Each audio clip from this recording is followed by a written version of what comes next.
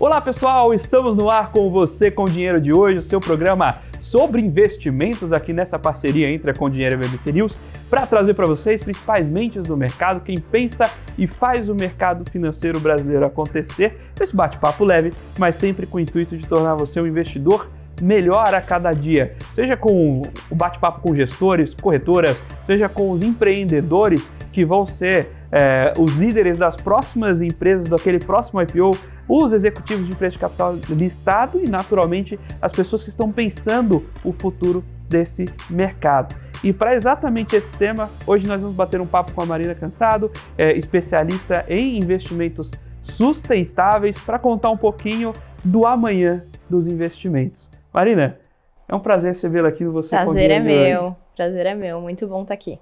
Eu queria começar o papo provocando um pouco do o que é esse investimento sustentável. Investimento sustentável presume e garante retorno financeiro? Legal, acho que para responder essa pergunta, pessoal, eu vou falar um pouquinho da história, tá, dos investimentos sustentáveis, né?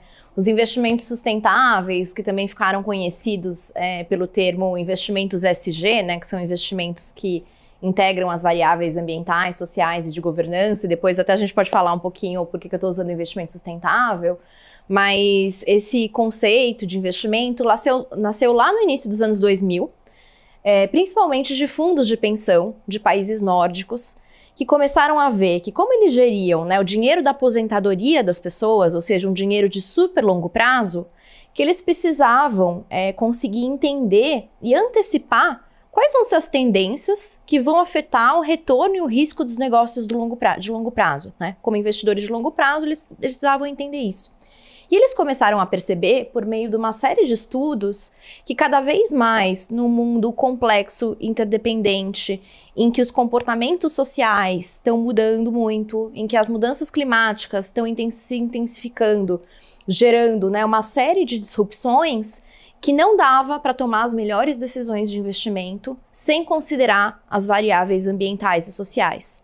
Então, lá em 2004, 2005, esse grupo de fundos de pensão, junto com alguns investidores de ação que fizeram esses estudos, né, para ver se de fato essas variáveis afetavam o preço das ações, junto de um grupo também ali da ONU, eles acabaram cunhando esse termo, que foi pela primeira vez utilizado num relatório que chama Quem se importa ganha, que basicamente dizia que as empresas e, por tabela, os fundos que vão ter retorno de longo prazo, que vão conseguir, né, sobreviver a essas tantas disrupções e transformações que a gente vai viver nas próximas décadas, são aqueles que integram a sua análise e tomada de decisão essas variáveis. Acho que, como todo investidor, a gente está sempre buscando o máximo de informação, ter, né, a visão mais completa, para reduzir assimetrias e tomar uma melhor decisão do ponto de vista, né, de gerenciamento de riscos e de retorno. Então, eles perceberam que para tomar a melhor decisão, precisavam trazer essas variáveis.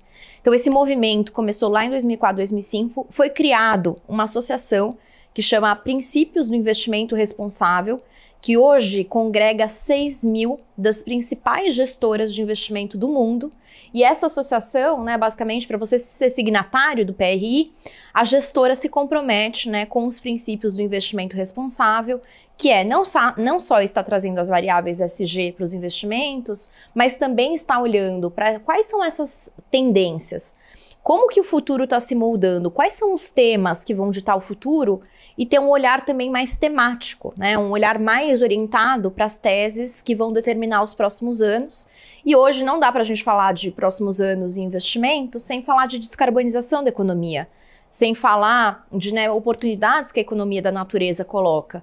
Então, quando a gente olha para o futuro, eu sempre falo que tem dois pilares que são pano de fundo.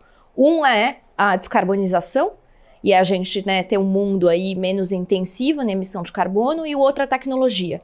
Então, se a gente olha até 2050, essas duas forças vão pautar, remodelar a economia e, por tabela, a gente, como investidor, precisa estar olhando para elas. Então, o investimento sustentável surge daí para dar uma... Então, assim, não tem nada a ver com fazer o bem.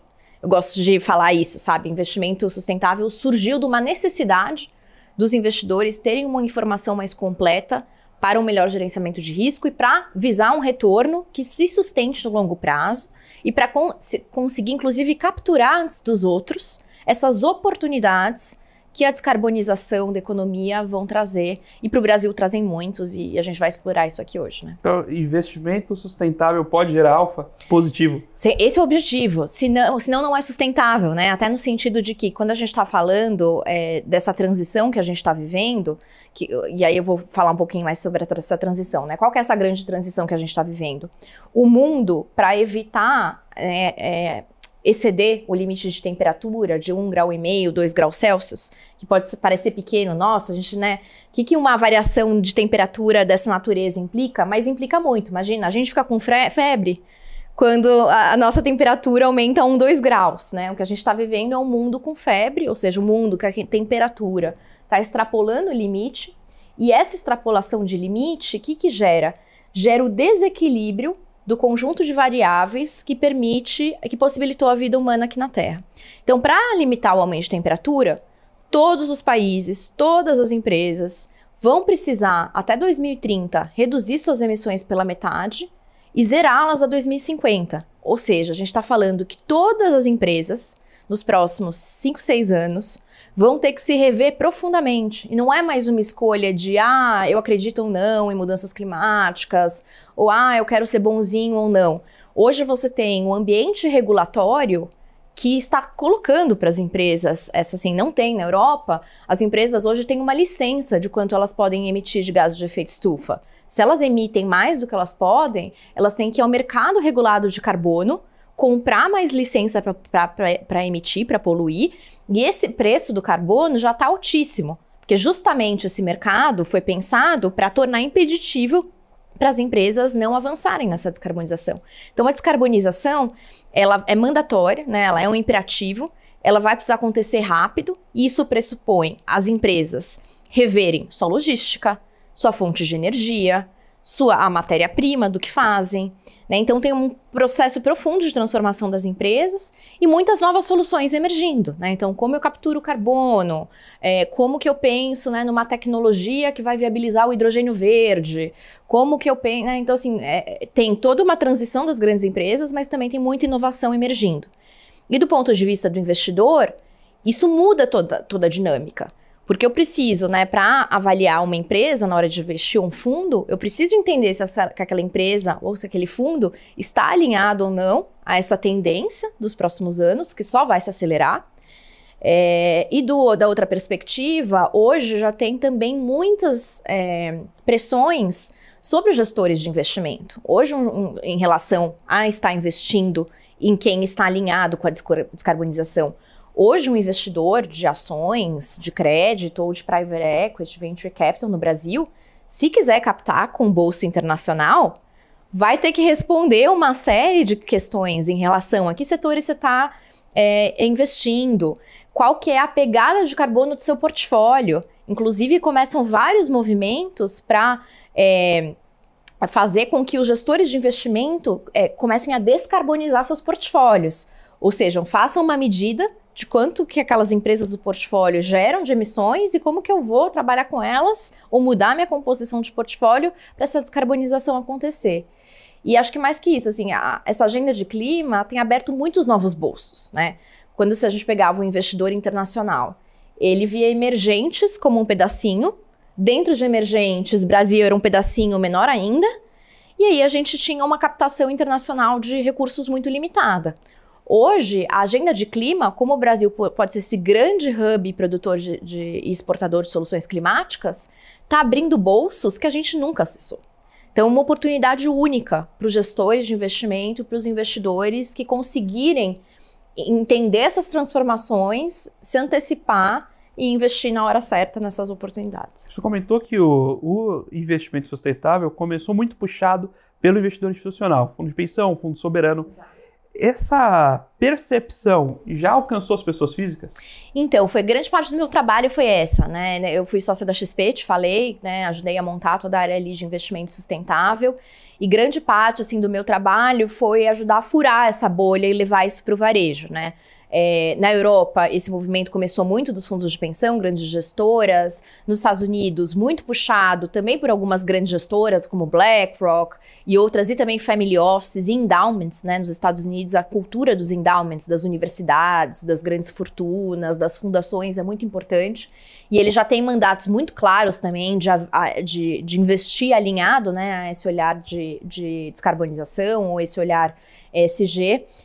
E no Brasil, a gente não teve nenhum desses players muito forte. O Brasil é um pouco diferente, não teve nenhum fundo de pensão que puxou essa bandeira. Tem alguns family offices, mas ainda no movimento tímido.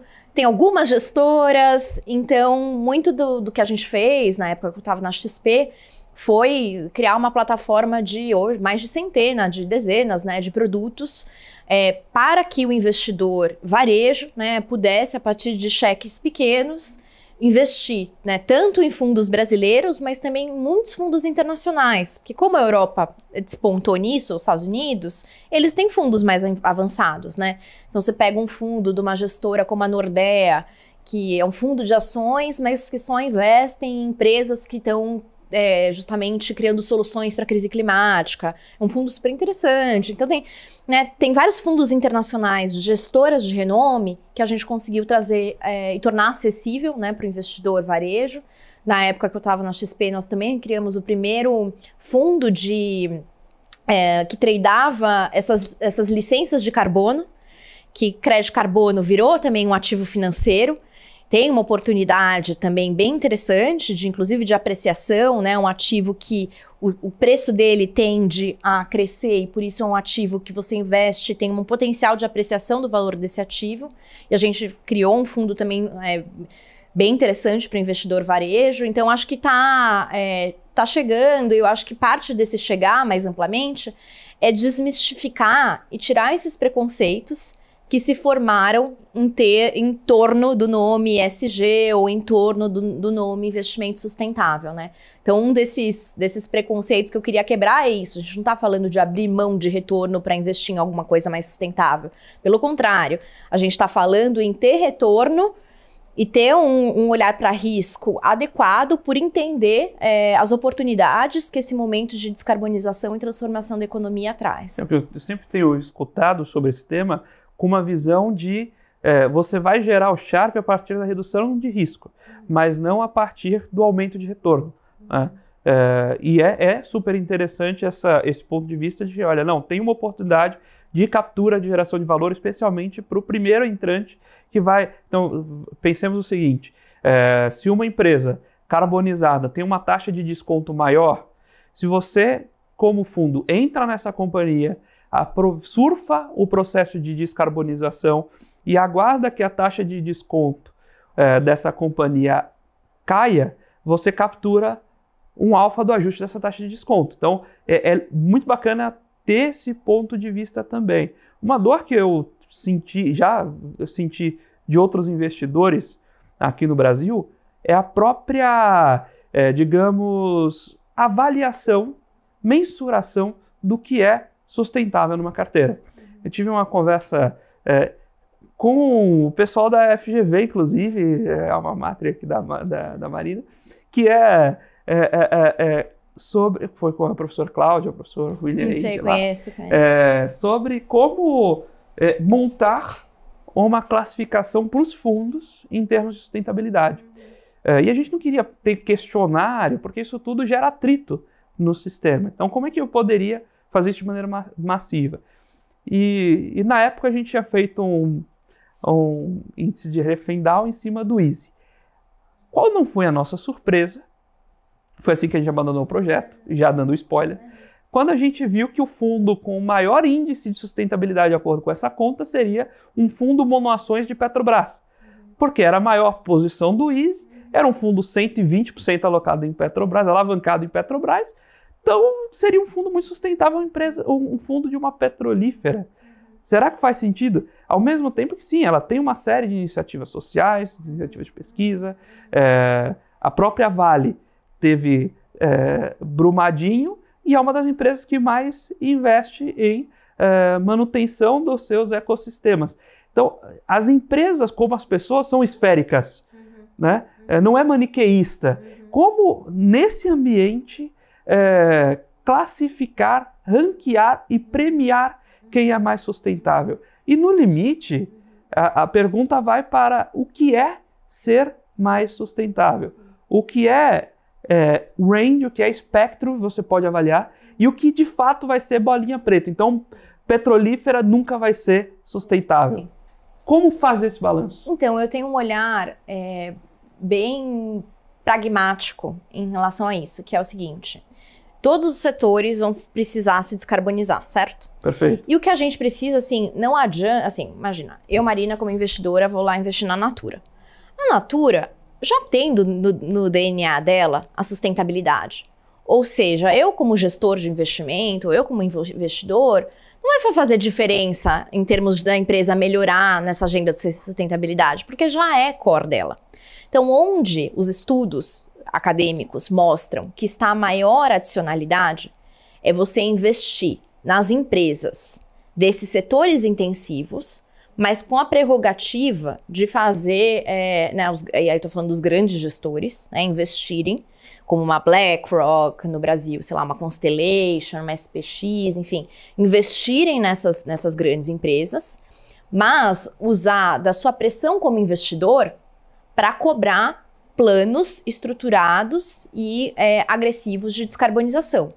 Porque a maior transformação, assim, a Petrobras não vai deixar de existir amanhã. Então, como que a Petrobras migra de uma fonte de energia, do combustível fóssil, para ter um portfólio muito mais alinhado e descarbonizado? Como que a Vale, o Brasil, vai precisar, e pode ser um grande expoente, já é um grande expoente, mas pode ser um expoente ainda maior quando a gente olha para minerais críticos, que são essenciais para fazer o painel solar, para fazer o carro elétrico. Então, qual o papel dos investidores em trabalhar junto com a Vale para que a Vale faça a transição? E eu mesma hoje, antes de estar aqui, estava num call com a Vale, está com várias inovações, assim, né? Eu acho que essas grandes empresas, porque têm recursos, time, capital, inteligência, P&D, podem ser grandes plataformas de inovação. Então, a minha visão de investimento sustentável, por isso que eu tenho saído um pouco do ESG sustentável, é que a gente precisa investir e pressionar as empresas que podem ter um maior papel nessa transição. E tem um investidor, o fundador do TCI, o Chris Horn, que fala muito isso, sabe? Que essas empresas, assim, se a regulação não chegou aqui no Brasil, vai chegar. Então, essas empresas, se começarem a se transformar, na hora que a regulação chegar, elas vão estar num patamar, que é o que você falou, é a vantagem do first mover. E aí, vai ficar duro para a competição, porque todas essas coisas demoram tempo. Imagina, a Eletrobras está fazendo projetos de hidrogênio verde. Os projetos de hidrogênio verde vão se dar 3, 4 anos para se desenvolver, mais 3, 4 anos para serem implementados, mais X anos para ganhar escala. A gente está falando de mudanças de infraestrutura, a gente está falando de mudanças profundas de base econômica e de processo produtivo. Então, essas coisas vão levar tempo. Então, quem começar primeiro, como essas empresas já estão começando, vai ter uma vantagem na hora que a regulação chegar, na hora que a taxa o imposto sobre o carbono chegar. A partir de 2027, no mercado internacional, na taxa de importação e exportação, vai ter agora o CBAM, que é a intensidade do carbono do produto. Então, se, por exemplo, uma empresa de aço brasileira acelera na descarbonização, ela vai poder vender um aço a um preço muito mais competitivo, porque a intensidade do aço, do carbono do aço é baixa e ela vai vender por um preço mais competitivo para o mundo. Então, a gente está falando de todas as coisas que têm sentido econômico. Então, a minha visão de investimento sustentável é focar nas empresas e nas teses que são base para essa transição para uma economia descarbonizada, para uma economia menos intensa. E eu acho que essa é uma coisa que as pessoas têm dificuldade e que eu acho que se comunica muito mal em relação aos fundos ESG, é que, como eu disse lá no começo, ESG são variáveis ambientais, sociais e de governança que o investidor, que o gestor, que o banqueiro traz para sua análise. Mas a forma que ele vai incorporar essas variáveis pode ser as mais variadas. Então, assim, pode ser que um gestor vai fazer lista de exclusão. Então, eu olhei as informações ESG e eu vou excluir as empresas que não têm uma boa performance ESG. Isso é um jeito de fazer. Tem outro gestor que é o que eu falei da BlackRock ou do Chris Horn, que vai falar, olha, eu não vou sair desses setores, porque esses setores vão ser os que mais que vão se transformar.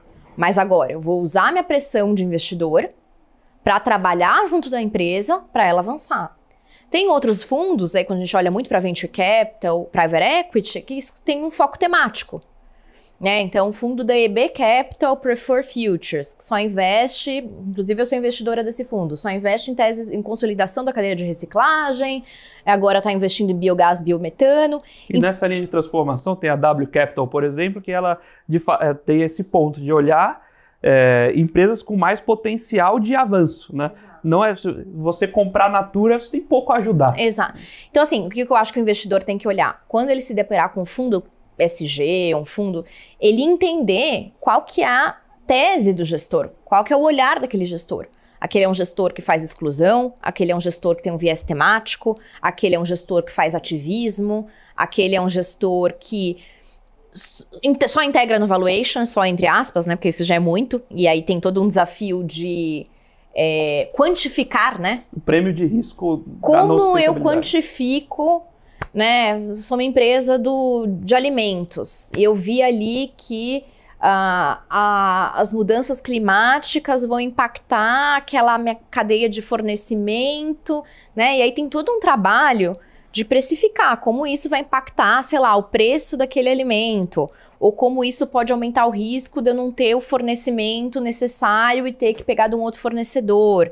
Então, o que eu acho? Assim, que a gente está no momento em que a gente vai precisar ressignificar e reavaliar os modelos que a gente usa de análise, porque esses modelos muitas vezes não dão conta de capturar alguns desses riscos e a gente vai precisar de muitos frameworks para ajudarem a quantificar esses riscos sistêmicos ou esses riscos climáticos que hoje não é que não existem, mas o analista muitas vezes não consegue colocar no modelo. Então o risco está lá, é que não está entrando no modelo.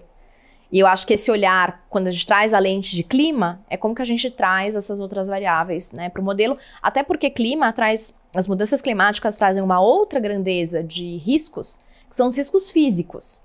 Né? Então, como que você vai ser um fundo de real estate que investe em Miami, por exemplo, sem olhar risco físico de elevação do nível do mar? O solo de Miami é um calcário, é uma esponja. Nova York já está com restrições para a construção de prédios e fazendo todo um trabalho em torno de Manhattan por causa da elevação do nível do mar. Então, como que você é um gestor de real estate e você não está olhando para risco físico? Toda a indústria de hipoteca e de seguro nos Estados Unidos já está mudando, porque as seguradoras, para algumas coisas, para alguns projetos de infraestrutura, não querem fazer o seguro de longo prazo. Então, o duration de uma dívida ou o prazo de um crédito, de uma hipoteca, estão mudando completamente. E isso vai mudar o mercado americano por completo nos próximos anos. Então, eu acho que são essas novas variáveis que precisam de reflexão. E você está vendo, nenhum momento é sobre salvar o mundo, sobre... Isso tudo né, óbvio que precisamos fazer isso para estarmos aqui, mas é muito sobre o que a gente não está olhando, que essa nova realidade, que tem como pano de fundo as mudanças climáticas, requer que a gente olhe na análise de investimento e na tomada de decisão de empresas. E não é só um olhar ingênuo. Quando uma companhia antecipa o movimento ESG, ela vira sponsor daquela tecnologia. Exato. Então, se a Vale, porventura,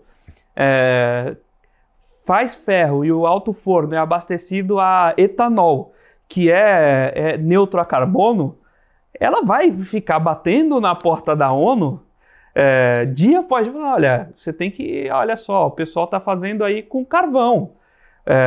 Dá um prêmio aí, vamos movimentar essa galera para dar um prêmio para quem faz com carbono neutro. E não só na ONU, porque veja isso. Quando a gente fala de descarbonização de empresas, a gente não está olhando só para a operação direta dela.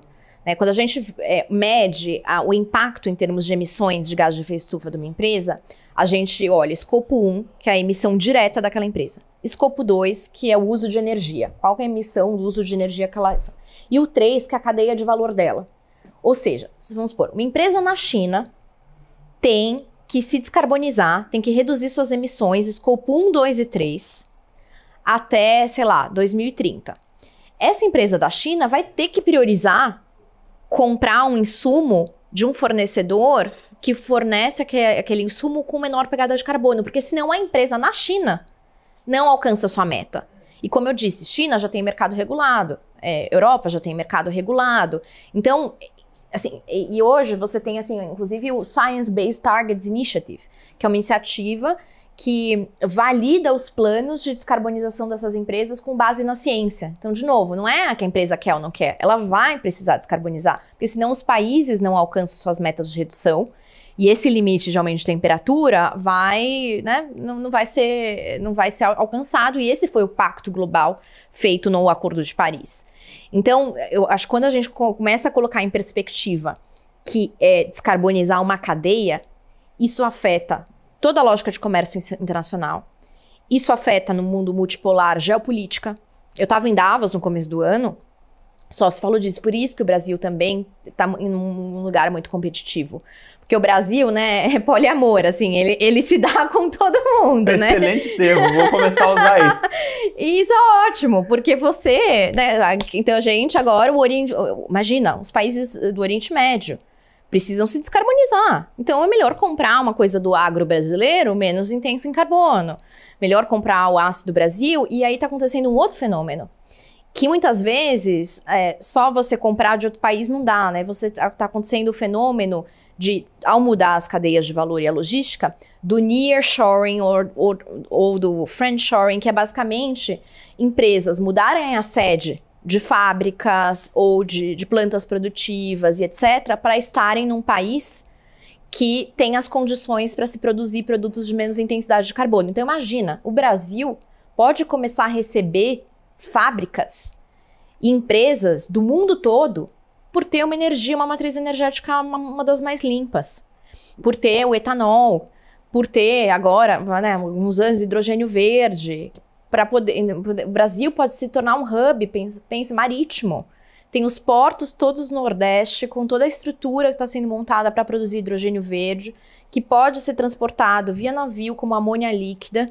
E isso não só reduzir a emissão do transporte via navio, mas transportar em si essa amônia que vai chegar lá, vai se tornar hidrogênio verde e vai ajudar a descarbonizar plantas na Europa. E com risco menor do que transportar óleo no mar. Então, assim, tem tanta oportunidade, e então acho que a gente precisa, sabe, ter esse olhar mais pragmático, de tirar nossos preconceitos sobre sustentabilidade, ESG, clima e etc., e olhar, assim, o Brasil tem a faca e o queijo na mão, e isso, assim, já tem N estudos que mostram as adições à PIB que a gente pode gerar com essas novas indústrias ou com esse processo de descarbonização, adições a emprego. Então, o Brasil tem tudo para ser essa grande potência exportadora, né, de soluções climáticas para o mundo. Inclusive, eu criei um evento em Nova York, que é o Brasil Climate Summit. A gente vai falar sobre outro evento aqui, mas esse é um evento que eu criei junto com a Luciana Antonini, da B Capital, Arthur Ramos, sócio da BCG, e Jorge Hargrave, do Family Office Maraé. E a gente criou esse evento junto com a Universidade de Columbia, nos Estados Unidos, que acontece logo antes da Semana do Clima, em setembro, em Nova York, com o objetivo de começar a mostrar para o mundo e a posicionar, em termos de narrativa, o Brasil como esse grande hub de soluções para o planeta, para atrair mais investimento internacional, assim, né, a gente não pode depender só da narrativa do governo. A gente tem que mostrar que nós temos um setor privado comprometido e não perder a oportunidade do Brasil despontar essas várias indústrias da descarbonização ou da solução climática, né? Maravilha. Estamos batendo esse papo com a Marina Cansado, é especialista em investimentos sustentáveis aqui no Você com Dinheiro de hoje, batendo tanto um papo sobre a indústria por dentro e o que está sendo observado por isso, mas também sobre as oportunidades de investimento e desmistificar, tirar desse lugar comum de o ESG simplesmente como olha, algo do bem, mas como um instrumento real para investimentos. Agora nós vamos para um breve intervalo, daqui a pouquinho a gente está de volta com o segundo bloco do Você com Dinheiro de hoje.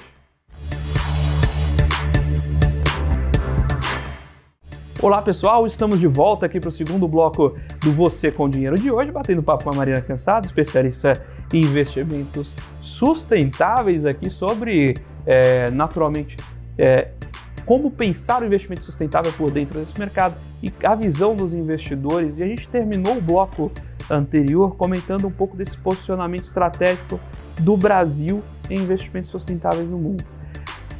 Acho que o potencial está bastante bem apresentado, mas esse potencial está se convergindo em valor? A gente já vê um fluxo de capital sustentável vindo para o Brasil?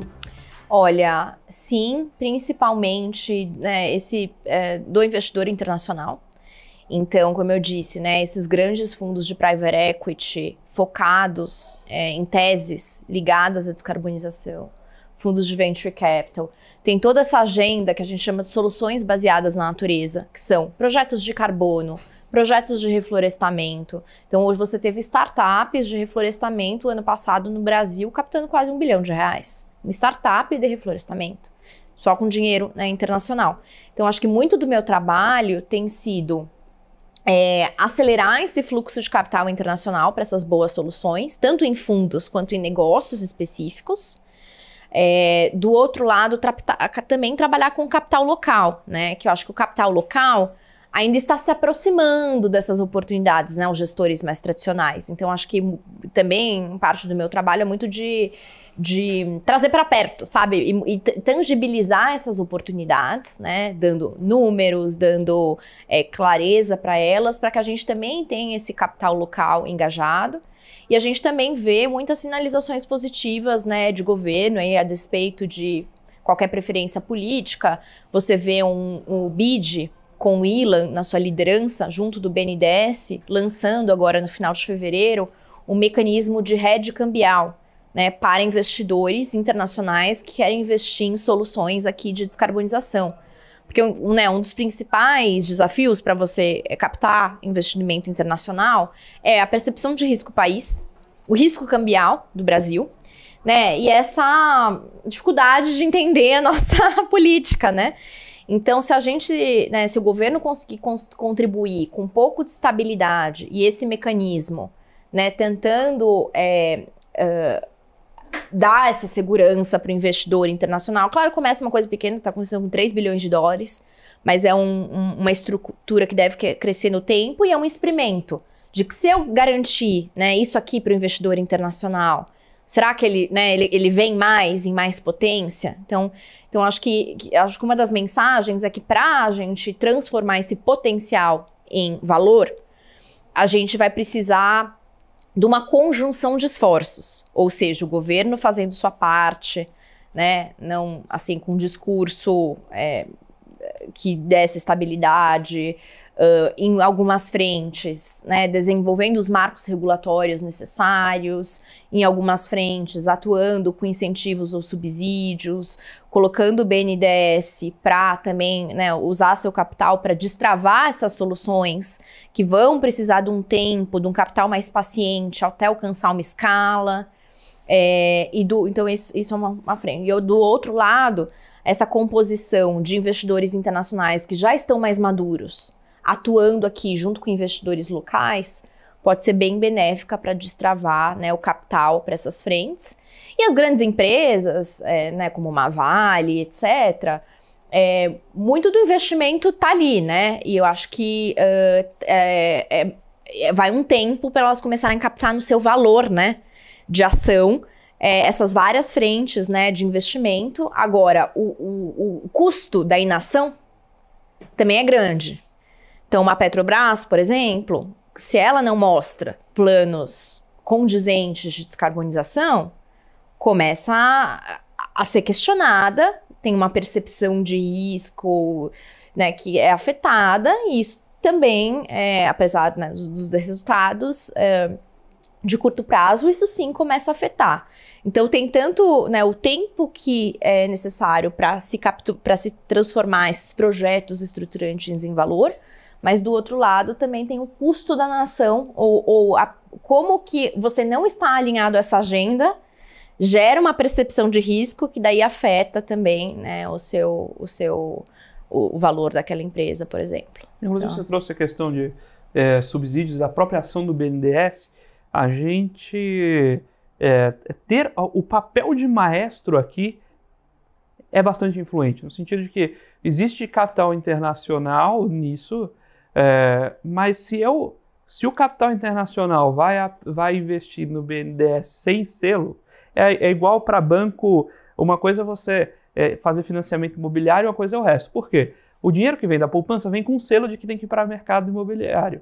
Por isso você consegue eventualmente tomar um crédito imobiliário abaixo da curva de juros, porque tem uma fonte de recursos intrinsecamente mais barata. A mesma coisa aí, o BNDES poderia ter uma linha de crédito mais barata para projetos verdes, porque ele consegue captar mais barato, via BID, por exemplo, para esses projetos. Exato. Então, esse papel de maestro da orquestra já oxigena muito esse mercado. Já. Foram essas sinalizações que foram dadas no final de fevereiro, aconteceu no Brasil, um elemento de contexto importante. O Brasil está como presidente do G20 esse ano, então muitas reuniões acontecendo no país, muitos chefes de Estado vindo para o Brasil, e no final de fevereiro teve a Semana de Finanças e Clima do G20 aqui no Brasil. E aí muitas dessas medidas de BNDES, BID, o plano de transformação ecológica que o Haddad está encabeçando, que é um plano, né, que mensura como a transição desses setores e também a economia da natureza pode adicionar de empregos e PIB, tem ali traço uma rota. O próprio Geraldo Alckmin também com a nova industrialização, a reindustrialização verde. Então, o governo está colocando várias peças, tem algumas peças que faltam ainda, e aí precisam dessa articulação do setor privado, né? Como, por exemplo, o tema do SAF, dos combustíveis sustentáveis de aviação, que a Raízen, assim, tá super pioneira, liderança nisso, né? A Raízen é um exemplo de empresa que está voando nessa agenda. Tem, né, um time de liderança que eu sou muito fã, incrível. E no caso da Raízen, eles estão começando a produzir, né, o combustível sustentável de aviação. O governo brasileiro já colocou metas, não só o governo brasileiro, mas também a Corsia, que é a aliança das companhias, das empresas de aviação no mundo, já colocaram metas para que as empresas brasileiras vão ter que começar a migrar para o SAF. Só que o SAF é ainda mais caro. Então, assim, né, se você vai cobrar da empresa aérea que tem ao SAF, aí o governo também precisa ver o que ele vai poder fazer por isso, sabe? Então, acho que tem sinais, medidas, planos, tem algumas peças soltas, mas acho que isso faz parte, né, desse processo de construção que a gente tá aqui, né? Tudo isso está acontecendo as we speak, né, conforme a gente tá falando aqui, né? Então, acho que é um momento, assim, empolgante, assim, porque tem muita coisa para fazer, tem muita solução que tá aí, tem muita articulação necessária, e acho que dá esses exemplos, né? Acho que a Raízen é um exemplo de uma empresa que já está capturando no seu valor super essa agenda. Gerdau, WEG, quando você olha também até para small caps, como uma Horizon, que está fazendo biogás, biometano de aterro sanitário. Então, assim, quando a gente olha, né, óbvio que a nossa bolsa ainda é dominada por grandes setores aí, né, de intensivos que vão precisar muito dessa transição, mas você também já vê uns expoentes começarem a surgir, né, e acho que meu sonho como brasileira é daqui a alguns anos, nas empresas, das 50 maiores empresas do mundo, ter alguns desses gigantes verdes brasileiros, como uma Raízen, como muitas outras. Então, sem dúvida, inclusive, a Raízen é absolutamente convidada já para o programa, que queira vir trazer esses pontos. Inclusive, você comentou sobre a agenda. Haddad também, fica à vontade. O espaço é muito importante, porque essa visibilidade ao assunto é importante. Levar esse tema para a mesa de discussão é importante para que esses vários agentes encontrem as soluções. Muitas vezes, pensa-se muito o processo de negociação e de avanço como um cabo de guerra, e não é. Todo mundo junto em torno de uma mesa para pensar uma solução Só comum. assim a gente vai... Esse é um desafio colaborativo, entre países, entre setores, né? Eu comentei que eu fui para Davos no começo do ano. O tema do Fórum Econômico Mundial esse ano foi Reconstruindo a Confiança.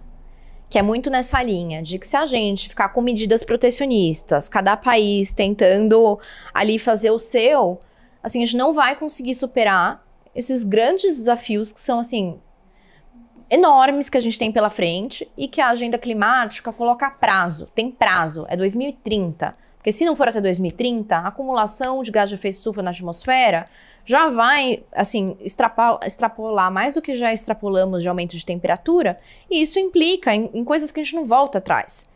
Não dá para voltar atrás no aumento do degelo do Ártico e no aumento do nível do mar. Não dá para voltar atrás na savanização da Amazônia. Eu acho que isso que a gente precisa entender. Se a gente não fizer as coisas na velocidade necessária, a gente está alcançando pontos de não retorno em ecossistemas ou variáveis que justamente são esse equilíbrio delicado que possibilita a nossa existência tal qual a gente vive hoje aqui.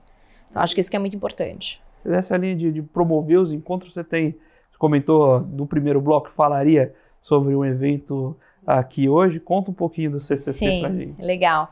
Então, eu em 2020, quando ainda pouca gente estava falando dessa agenda, eu justamente vi, né, que tinha esse gap muito grande das discussões do Brasil em relação ao mundo, e eu criei esse evento que chama Converge Capital Conference, que é bem na linha que você falou, a gente precisa de todas as peças convergindo, e foi um evento bem importante porque trouxe os principais tomadores de decisão de todos os bancos, das principais gestoras, principais family offices, principais empresas de gestão de patrimônio, empresas, né, dos mais variados setores.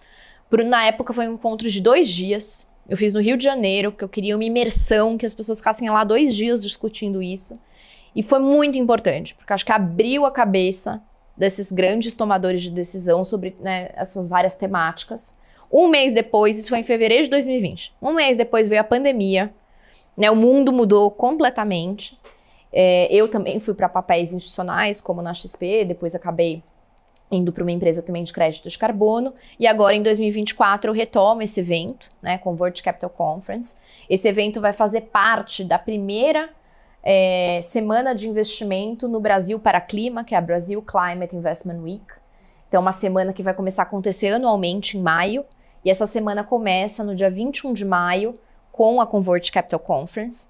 O objetivo dessa edição é trazer a Faria Lima, o mercado financeiro, as empresas, muito para a gente dar concretude para essas oportunidades, a gente colocar um olhar mais atento, né, também sobre os riscos, e a gente dar visibilidade para as várias ações que já estão acontecendo. Então, o que estão fazendo essas empresas que estão à frente, né, o que estão fazendo essas gestoras, os family offices, né, as famílias de grande patrimônio têm um papel muito importante também, por ter uma flexibilidade, às vezes, maior do capital para financiar isso. O governo vai ter um painel de governo contando também o que o governo está fazendo.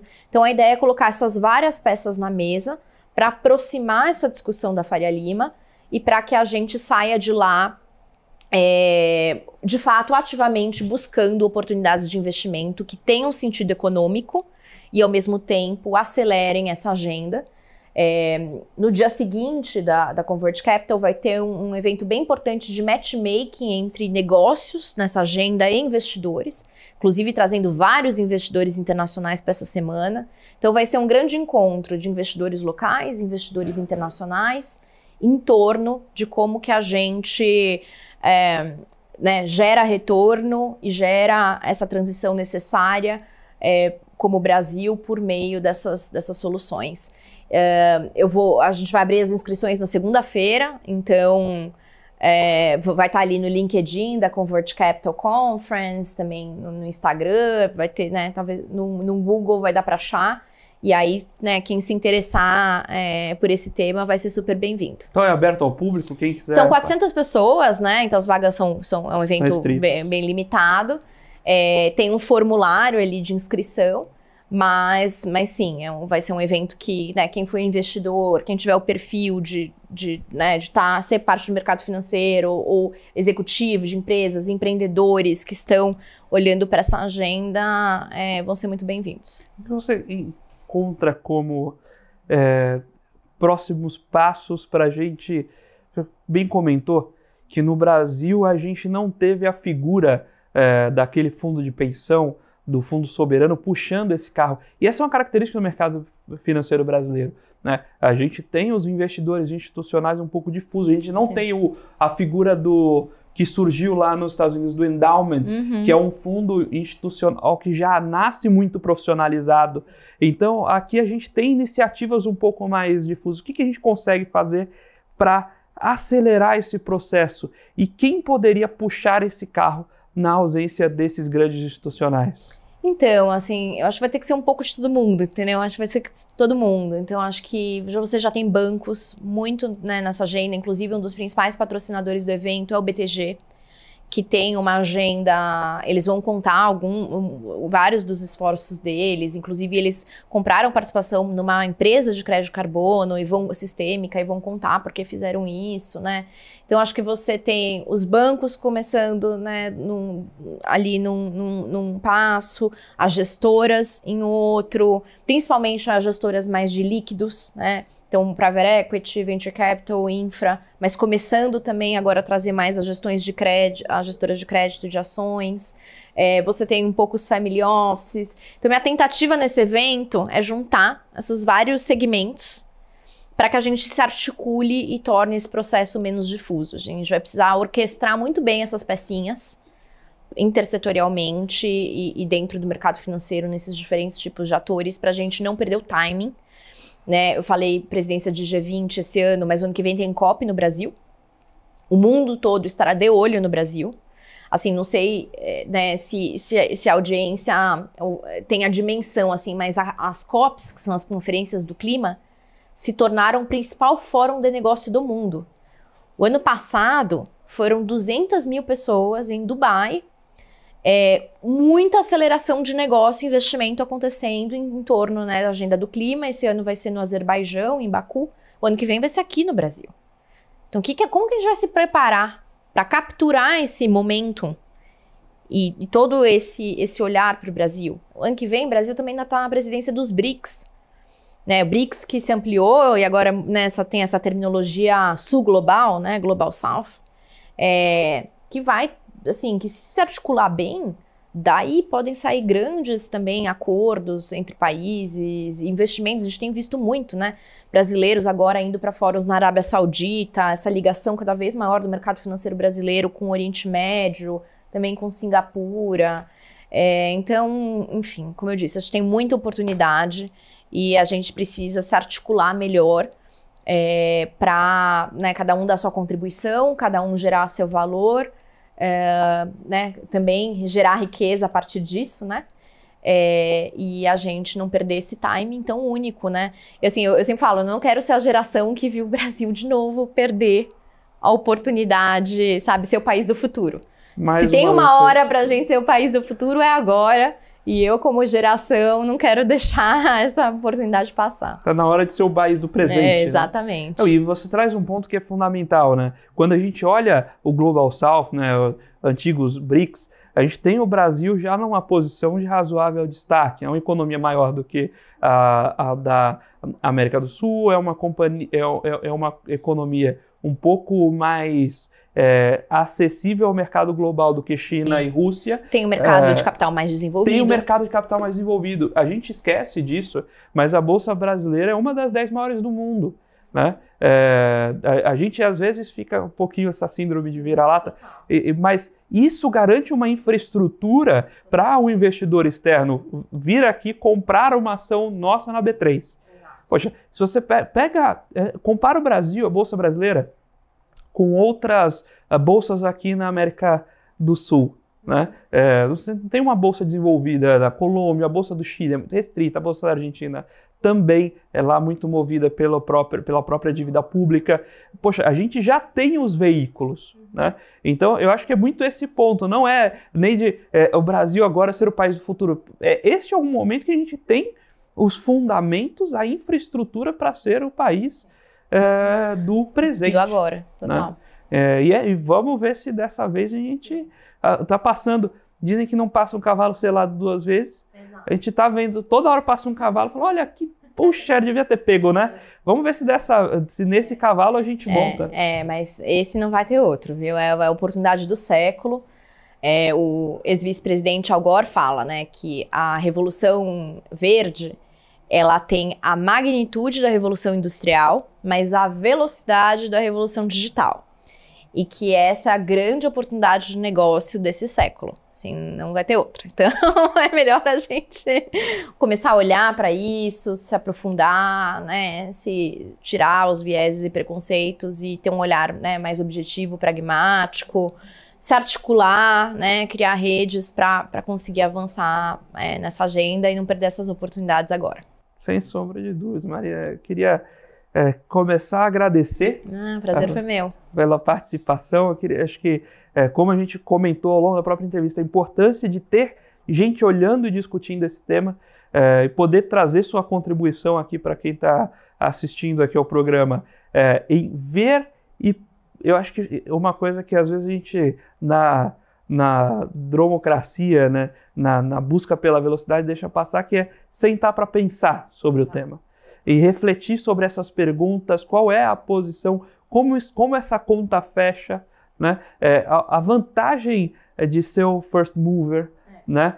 Eu acho que trazer esses pontos para discussão para quem está assistindo a gente, quem é investidor, profissional do mercado, é fundamental. Então, de fato, muito obrigado pelo seu tempo, por trazer essas discussões para o público. Não, obrigada a vocês. Eu acho que uma última coisa que eu estava falando com o investidor hoje, ele estava falando, né, esses grandes investidores estão sempre procurando um ângulo, né?